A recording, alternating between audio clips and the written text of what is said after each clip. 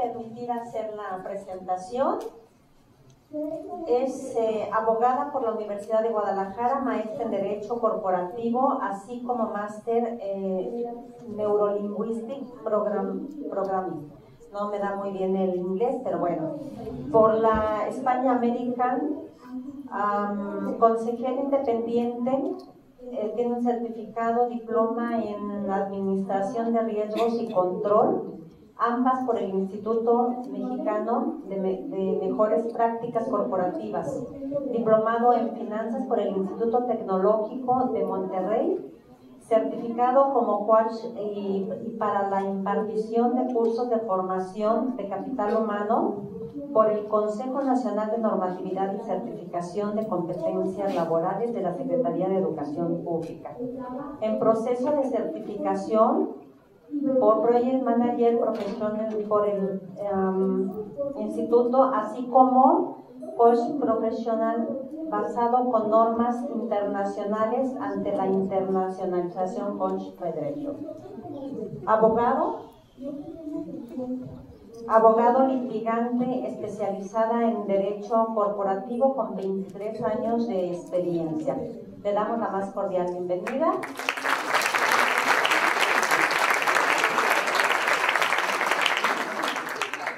La mejor manera de predecir el futuro es crearlo. Peter Drucker.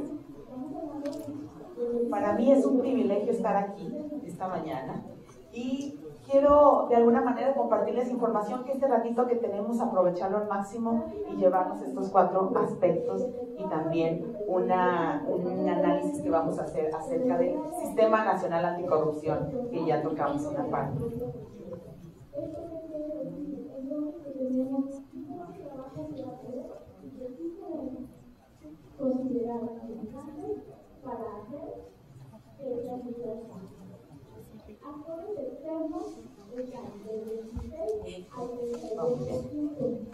Respecto a la auditoría forense, serán 2 puntos que vamos a tratar: el triángulo del fraude y cómo actuar frente al evento del fraude. Respecto a la Ley General de Responsabilidad Administrativa, será la parte de la política integral y los aspectos de particulares vinculados a las faltas administrativas graves. Así también vamos a hacer un análisis comparativo acerca de la UK Bribery, que viene siendo la ley anticorrupción en el Reino Unido, lo que viene siendo a nivel Estados Unidos y nuestro Sistema Nacional Anticorrupción, para que nos llevemos un panorama de lo que se está haciendo y a qué nivel estamos manejándolo aquí en México. Primero vamos a iniciar porque definamos y unifiquemos del fraude, la definición de fraude. Según la Real Academia, esta es la definición que establece en primer término que es una acción contraria a la verdad y a la rectitud. Voy a resaltar nada más los puntos importantes, que es eludir una disposición en perjuicio del Estado o de terceros y que es un delito que se comete por parte de un encargado de vigilar la ejecución de contratos públicos, privados, confabulándose para intereses opuestos. Podemos definirlo de otra manera, que puede ser la manipulación, falsificación, alteración o registro de documentos, malversación de activos, supresión o omisión de los efectos de ciertas transacciones en los registros o documentos, registro de transacciones sin sustancia o soporte y aplicación de malas prácticas contables. El fraude, vamos a iniciar desde el primer contexto, es manejarlo como un riesgo. Vamos a la parte preventiva primero. ¿Cómo me confronto con esa parte como riesgo? Vamos a analizar cuáles son el impacto que ocasiona esa conducta y de alguna manera la probabilidad que tenemos. Respecto a la parte de el impacto, la Asociación de Examinadores Certificados de Fraude es la mayor a nivel mundial. Establece que se estima un promedio que las empresas en sus ingresos anuales por concepto de fraude tienen un 5% de pérdidas. Estamos hablando a nivel ventas. ¿Qué pasa con un ciberataque que Carlos nos acaba de platicar ahorita? ¿Qué pasa con otros riesgos que también tenemos? Entonces vamos mermando esa rentabilidad y al fin de cuentas esa parte hacia donde nosotros vamos. Entonces, esta encuesta se hizo con 2.410 casos en 114 países. Vamos con la probabilidad. La probabilidad vamos a manejarlo de que ocurra ese riesgo. ¿Qué probabilidad tenemos? Hay probabilidades inherentes que son por el simple hecho de la actividad a la que tengamos, es decir, una empresa de transportación, en automático el riesgo a un choque y demás es susceptible. El residual, aquel riesgo que subsiste aún a pesar del control que tengamos. Pero estos riesgos y esta probabilidad de ocurrencia tiene que ser analizada y es aplicable a cada una de las organizaciones. Cada organización va a tener riesgos diferentes y las probabilidades de que ese fraude ocurra es dependiendo. Necesitaríamos analizar en ese mapa de riesgos que es la parte y la herramienta que nos va a poder ayudar a dar ese soporte. Donald Tracy, él estableció una teoría de las condicionantes para que se dé un fraude, de una manera muy simple. Él estableció nada más 3. Dijo, por medio de un incentivo o una presión. Alguien que pueda decir, voy a obtener un beneficio de esto, o que sea presionado para realizarlo. Otro, que viene siendo la racionalización, que en su código de conducta para él sea permisible. ¿Sí? En su código de ética lo pueda realizar. Y tercero, pues que tenga la oportunidad para llevarlo a cabo. Si visualizamos este triángulo del fraude que estamos platicando ahorita, lo podemos ver proyectado de esta manera. Ven que está la oportunidad, la motivación y la racionalización en igual término. Si nosotros vamos disminuyendo la oportunidad que se tiene, va disminuyendo la motivación y la racionalización. Lo volvemos a reducir, la oportunidad se reducen en automático la demás. ¿Por qué elegimos la oportunidad? Porque la oportunidad es en la que mayor control tiene la empresa. Es la mayor capacidad que tiene como factor para poderlo disminuir por medio de controles, políticas y demás. ¿Qué pasa con la motivación y la racionalización? Pues ahora sí que es postura de cada individuo. Ahí no tenemos tan margen posible como lo viene siendo con la oportunidad. Por eso es que se utiliza la oportunidad en la que podemos tener más posibilidades. Ahora, ya tenemos el triángulo, ya vimos, se establecieron algunos controles, pero existió el fraude. ¿Qué hacer respecto a esta parte? Primer consejo de esta cuestión: necesitamos tener un protocolo de actuación previamente definido. Ya tuvimos, esta parte del protocolo lo podemos reducir en estos aspectos: el análisis, la interrogación, la documentación y la implementación.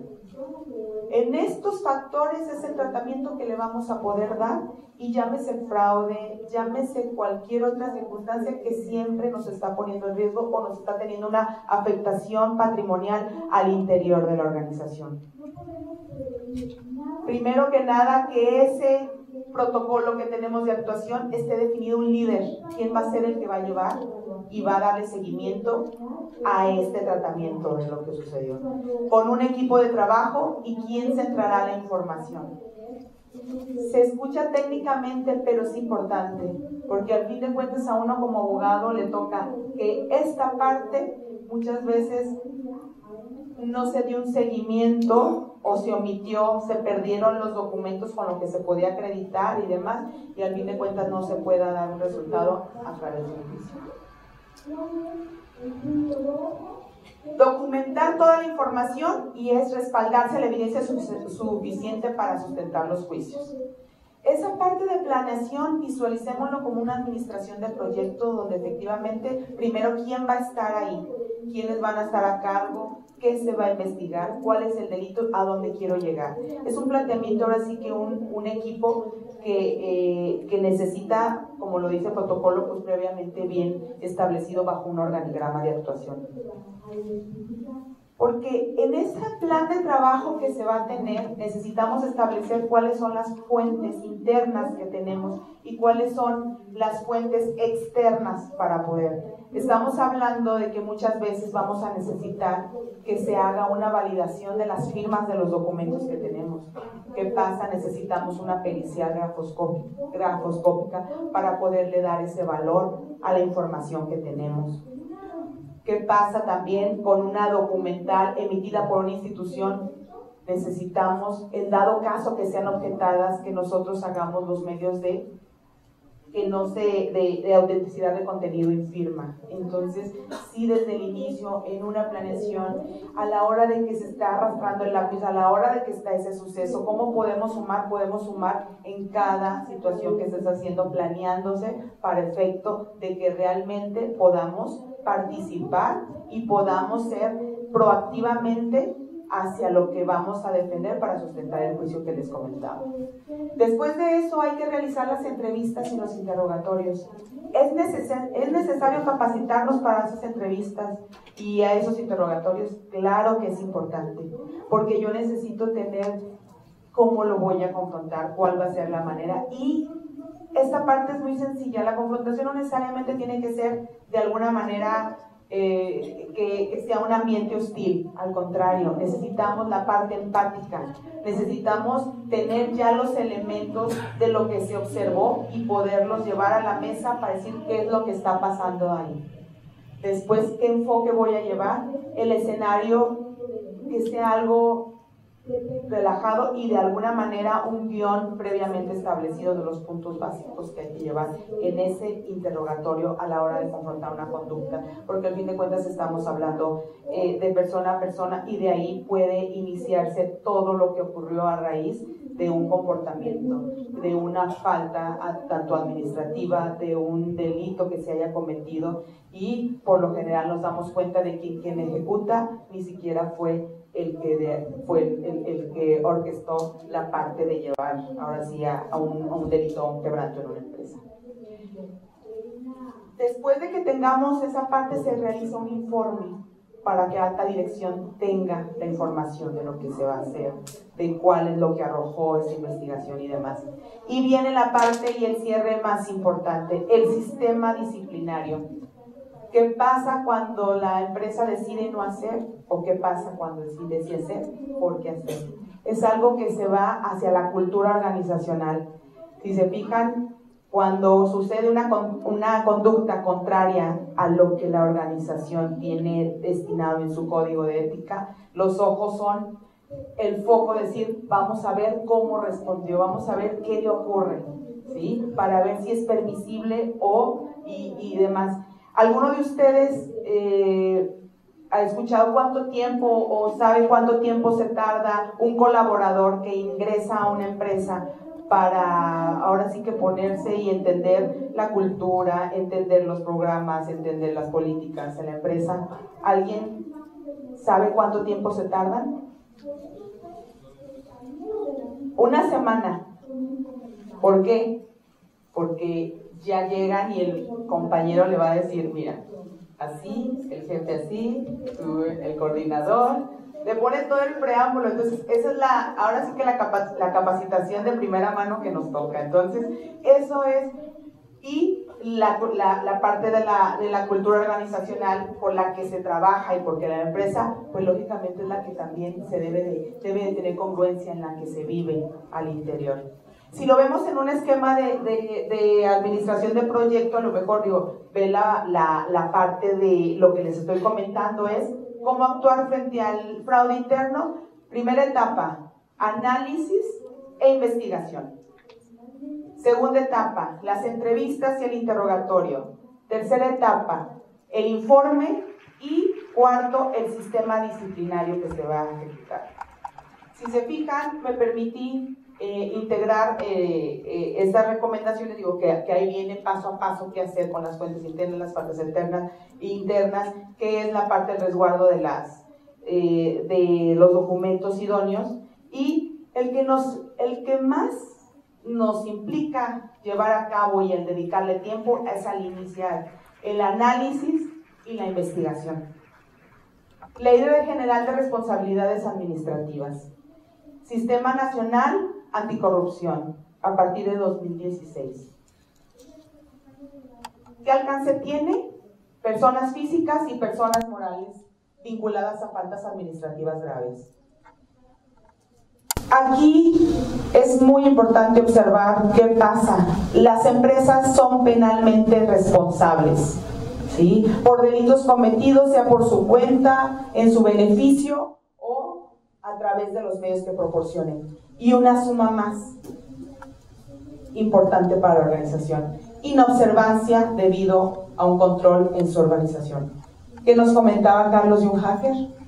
Un hacker se puede aprovechar de las herramientas al estar trabajando y hacia el exterior puede cometer un delito y al fin de cuentas sucedió, no tenía un control a lo mejor de contraseñas de acceso, tenía una libertad de poder navegar. ¿Puede darse el caso? Sí, porque estamos viendo que se va a ver reflejada una pérdida patrimonial de un tercero y al fin de cuentas puede generar, ahora sí que indirectamente, ese perjuicio. Ahorita voy a hablar un poquito más adelante qué necesitamos hacer proactivamente. Estamos hablando que desde el administrador, desde la parte del jefe inmediato, por esa inobservancia, o sea, el control es importante, que nos llevemos esa parte, es importante que lo tengamos. Ley General de la Responsabilidad Administrativa, estamos viendo las faltas que como particulares son consideradas como graves y podemos estar de alguna manera en una falta administrativa grave que trae sanciones para nosotros. Y ojo, no personas físicas, lo acabamos de ver, también como personas morales, si algún colaborador de nosotros cae en este tipo de faltas. El soborno, la parte de la utilización de información ilícita, la parte de contrataciones a servidores públicos. Está prohibido contratar a un servidor público en el año, de un año atrás de que dejó. ¿Por qué? Porque a lo mejor él estuvo en un área que me beneficia a mí para una licitación y poderlo obtener. Entonces, eso está de alguna manera establecido. Esta es la utilización, la obstrucción de la investigación. En una, ¿qué pasa con una inspección de Secretaría del Trabajo? ¿Puedo yo anexar y utilizar y de alguna manera para dar cumplimiento alterar la información? Está considerado como falta grave y las faltas graves lógicamente acarrean sanciones. Y estamos hablando ya a nivel federal. Vamos a ver la política de integridad. ¿Qué proactivamente nos beneficia para poderlo llevar al interior de la organización y que de alguna manera esa responsabilidad que se tiene se vaya delimitando para que caiga al ejecutor final o que de alguna manera de ahí poder nosotros respaldar esa parte? Te pide el Sistema Nacional Anticorrupción un manual de organización de procedimientos, que tengas un código de conducta. ¿Qué conductas son las que no sean aceptadas por parte de la organización? Y ahí nos podemos ir a la parte de qué es cometer un delito, cuál es el robo, cuál es el fraude, cuáles las cuestiones a las que soy susceptible, hasta qué monto se van a proporcionar alguna dádiva en dado caso que se haga. Toda esa política tiene que quedar bien establecido. Los sistemas de control y vigilancia, necesitamos acreditar que tenemos sistemas de control. Ahora, un sistema de denuncias también, la línea directa, que de alguna manera haya los accesos para poder reflejar esa información de entrada y poder tener también la recepción de ese camino, de ese protocolo de actuación que les comenté. Necesitamos tener ese sistema de denuncia. Sistemas de entrenamiento y capacitación, sí, aunque la ley no exime de responsabilidad, muchas veces necesitamos capacitar y necesitamos capacitarnos para decir qué sí se vale y qué no se vale, ¿sí? ¿Por qué? Porque la conducta, la parte de la intención es la más difícil de comprobar en una cuestión de un delito penal, porque es subjetivo y por como lo vimos en el triángulo del fraude, es el que él puede decir yo no tenía esa intención. Pero si ya tenemos un antecedente donde tiene conocimiento de que esa conducta estaba tipificada bajo una conducta que afectaba, efectivamente se cierra esa oportunidad.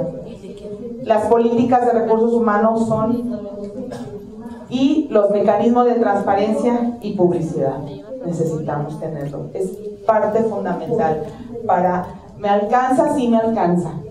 Digamos que esto es obligatorio para la función pública, para todos los organismos, pero nosotros como particulares, si tenemos parte de un programa de integridad, vamos a minimizar el riesgo y vamos a minimizar la responsabilidad.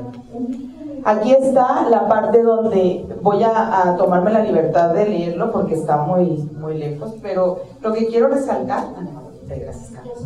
Lo que quiero resaltar de esta parte es que en el Reino Unido una falta administrativa trae hasta 10 años y en Estados Unidos son 10 años por una falta administrativa grave, de las que acabamos de mencionar, ¿sí? Por poner un ejemplo, o sea, es el similar aquí en México de la parte de las faltas administrativas graves.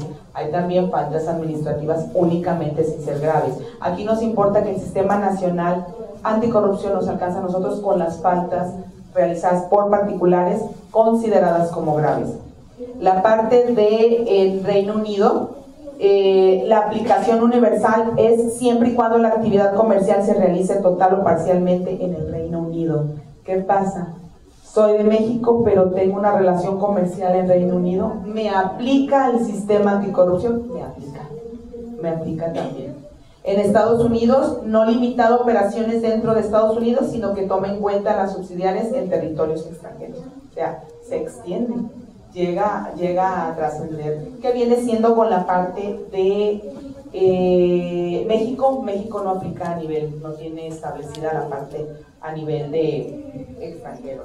Es por poner unos ejemplos y con gusto esta información la puedo dejar para que la puedan ahora sí que analizar, cotejar y las diferencias. Se está trabajando, efectivamente los sistemas están aquí y solamente le podemos dar vida a cada uno de nosotros definitivamente en nuestras operaciones. Yo creo que tanto como profesionistas, tanto como funcionarios públicos, todos estamos comprometidos y por lo que nos estamos preparando y creo que las cosas empiezan en la mesa. Empiezan en esta planeación, empieza la parte de lo que comentaba, por ejemplo, Carlos, cuántas cosas vivimos al mundo acelerado, pero si tenemos una prevención, yo invitaría en esta plática ¿qué fue el esquema? ¿Cómo es la parte? Sí, efectivamente, primero saber ante qué me estoy confrontando, estamos hablando ahorita, por poner un ejemplo del fraude, saber a qué me estoy, quién es un riesgo, cómo lo voy a tratar, y si sucede, cómo voy a dar ese seguimiento y para qué me va a seguir. Y además, ¿qué me aplica al exterior? ¿Qué actividades y qué soy vulnerable? Por lo tanto, esa proyección y lo que yo tengo que llevar al interior de la organización sí suma. Somos una cadena de valor, cada uno de nosotros, para poderlo llevar a cabo. Y más que todo, si gustan, por el tiempo, les dejo ese... ¿Estamos bien? ¿O sí? Vamos bien. Entonces, y aplicamos así. Entonces, les comentaba, algo que puede pasar desapercibido es que desconocía que yo tenía una transacción comercial en Estados Unidos y que me aplicara eso. Y que ahora sea susceptible de 5 años de prisión en el exterior. La información, yo disfruto la parte que estoy viendo, son 36 ponencias. Y realmente creo que cada una, si nos llevamos algo que podamos llevar a la práctica y lo dejemos en el tintero, nos va a sumar como profesionistas. Ahorita yo resumo, ¿por qué resumí esta parte del inicio? Porque el triángulo, lo que les comenté, de inicio a final, con esas partes que vayamos conociendo, son herramientas. La información ya está. La suma de experiencias ya está y que es la que mejor. Oye, ¿qué hiciste cuando te sucedió esto? El benchmarking, hay lugares donde dan compartir las experiencias para emprendedores y que digan qué fue lo que se realizó y qué resultado tuve de cierta actuación, de cierta conducta o de alguna manera cómo le hice mejor para poderme ampliar hacia el exterior y poder vender y demás. Entonces la información, como efectivamente la manejamos, la tenemos, así como hay ataques, también hay ahora sí que un sinfín de oportunidades, tanto lo comentaba también en la parte de podernos capacitar. Y pues les agradezco reducir el tiempo de haberme escuchado y un placer, reitero, estar aquí.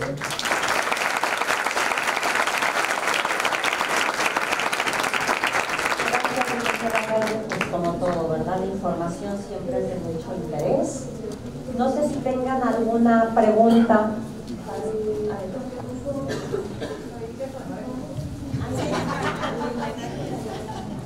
Ante todo, felicitamos. ¿Escuchan atrás? Son temas muy importantes e interesantes. Una pregunta.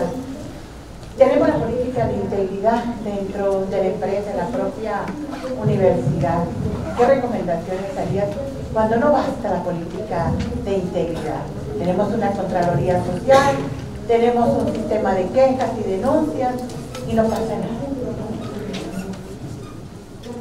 Mi recomendación es la siguiente, y justamente me tocó impartir una plática, un congreso, un diplomado, estuvo el órgano interno del IMSS, justamente lo que está comentando. Yo sí me voy a la parte del análisis y de la integración, el mancomún de la parte contable, el equipo de trabajo ese equipo que se mencionó tan sencillo al inicio, es importante tener a un lado la parte legal, la parte contable, todo lo financiero, porque al fin de cuentas van a ser de un hallazgo, ¿sí? De un hallazgo nace y necesitamos tener el camino delimitado de cómo lo vamos a confrontar en juicio, ¿sí? Entonces muchas veces en ese camino cada quien trabajamos de manera indistinta. Ya la organización necesitamos trabajar de manera, todos somos importantes, o sea, eso en la manera integral de trabajar y demás. ¿Cuál es el criterio? Porque a la hora de que suceda, ¿cómo lo vamos a confrontar en un juicio? Al fin de cuentas, se va a delimitar en una demanda o en una denuncia y los medios probatorios se tienen que especificar, pero van a nacer desde el inicio del hallazgo que tengamos. Esa sería mi recomendación para poderlo hacer. La proyección, importante el criterio cómo se va a defender en un juicio o se va a confrontar ante una autoridad. Porque ahí dejamos y reducimos la oportunidad de tanto cuando ya nos elevamos a la autoridad, al tribunal, de reducir porque va el camino y van debidamente sustentados los medios probatorios que nosotros estamos llevando. Esa es mi recomendación. ¿Alguna otra pregunta?